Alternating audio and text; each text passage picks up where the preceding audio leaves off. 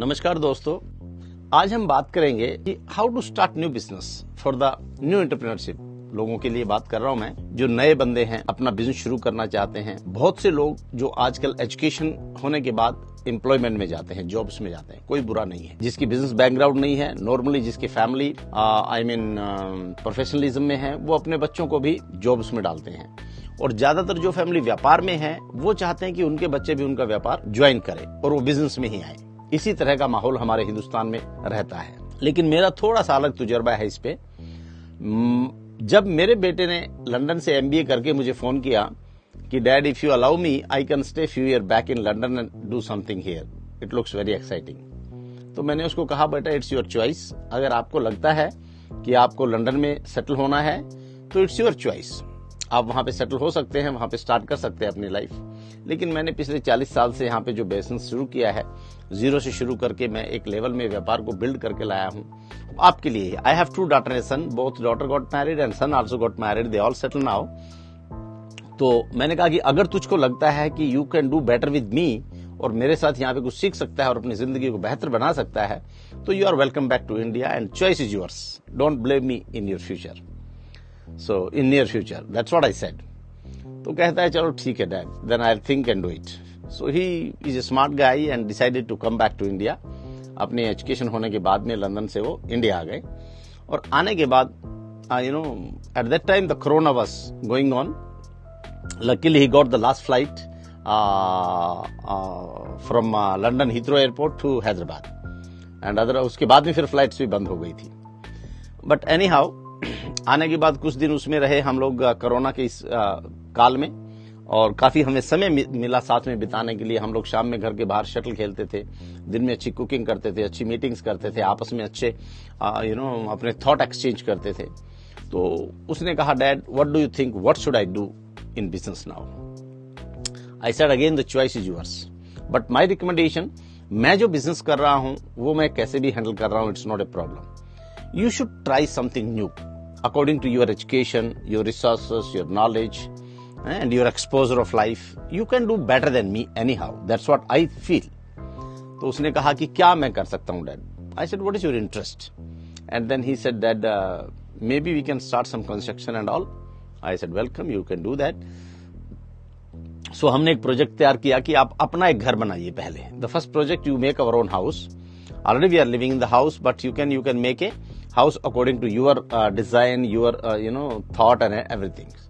तो उन्होंने क्या किया कि अपना 1 साल का उनको हमने प्रोजेक्ट दिया and he has built one house for us and he done everything by himself. I have not even interfered him.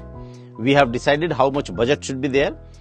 XYZ budget we have decided and I have allocated him the amount and he have done the job and he made beautifully house.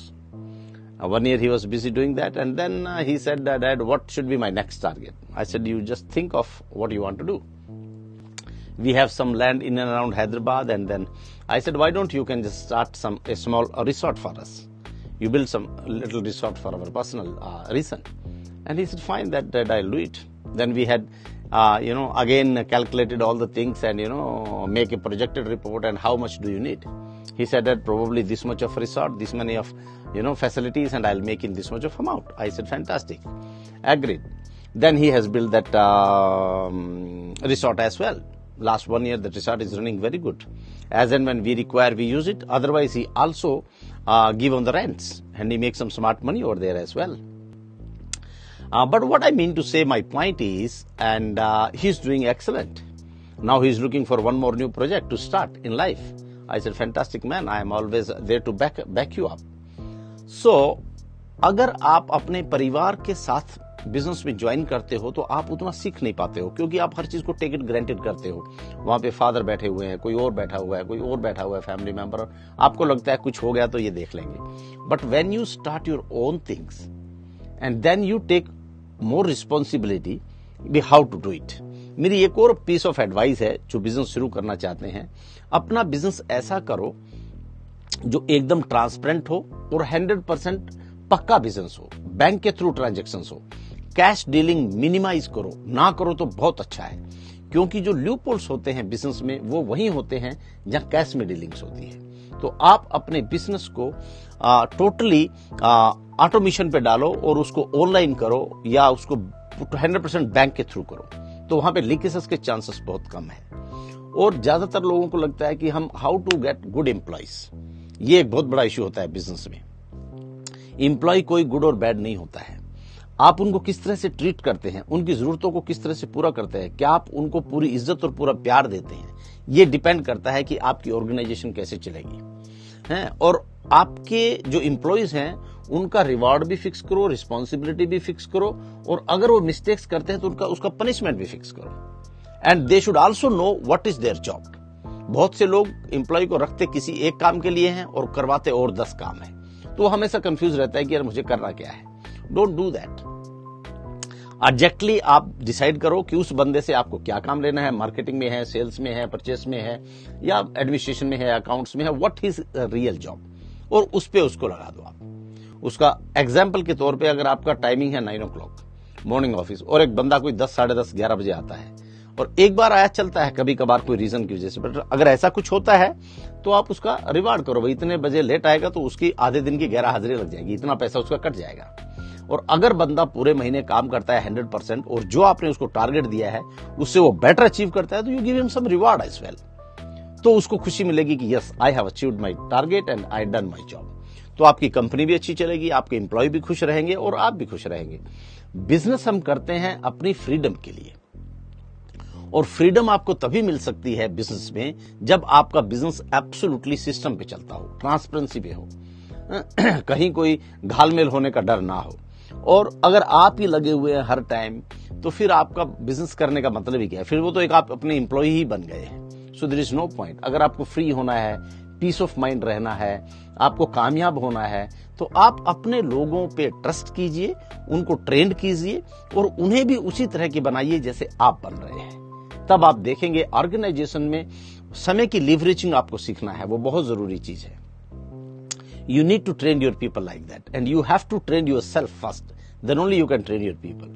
तो business के अंदर मेरी यही advice है, जो नया business शुरू कर रहे हैं, जो फैमिली बिजनेस बैकग्राउंड से आते हैं, आप कुछ अलग कीजिए। आजकल के बच्चे जो पढ़े लिखे हैं उनका एक्सपोजर अलग है, उनका सोचने का तरीका अलग है, उनका सर्कल अलग है, हम लोगों का टाइम अलग था, आज का वक्त अलग है। तो और एक जगह पैसा कभी मत डालिए, ये एक और पीस ऑफ एडवाइस मैं देना चाहता हूं। अगर आपको घर वालों ने XYZ कोई अमाउंट सैंक्शन किया, मान लो किसी ने 20 लाख दिया, 50 लाख दिया, 10 लाख दिया, what ever amount you got from one particular things, भी आपको हम इतना पैसा देते हैं, रिस्क लेंगे, आप उसको 2-3 जगह पे इन्वेस्ट कीजिए और उसमें से देखिए कौन सी चीज आपको बेस्ट क्लिक करती है और फिर उस पे लग जाइए। तो इस हिसाब से क्या है, आपने एक चीज पे लगाया पैसा और वो कहीं गलती हो गई तो आप वहीं डिप्रेशन में आ जाएंगे, नहीं यार मैं शायद इंडिपेंडेंट बिजनेस नहीं कर सकता हूं। तो इस तरह से आप जो है अपनी 2-3 बास्केट्स में उसको डालिए, जिस चीज में आपको इंटरेस्ट है और जो आपको सबसे अच्छा लगता है और आपको लगता है yes this is the my cup of tea and I can do it, accordingly आप चलिए। So these are the few advises to start the business my friends. And अपने आप को हमेशा ये रखिए कि I want to be free in my life. बहुत से लोग बिजी रहते हैं जिंदगी में और एक कहावत है कि are you busy to be busy, are you busy to be free. कुछ समय तक बिजी होना अच्छा है अगर आपका टारगेट फ्री होना है जिंदगी में, तो लेकिन अगर हमेशा ही बिजी आपको रहना है तो things are different. So my dear friends, इसी तरह से अगर आप कुछ चीजें इंप्लीमेंट करेंगे अपने नए बिजनेस में, तो definitely you will be success in the business, you will feel free in the business and you will be absolutely happy and successful. If you like this information, share with your friends and subscribe my channels, and so I can make many more things and send it to you. Be happy, be healthy, and be successful.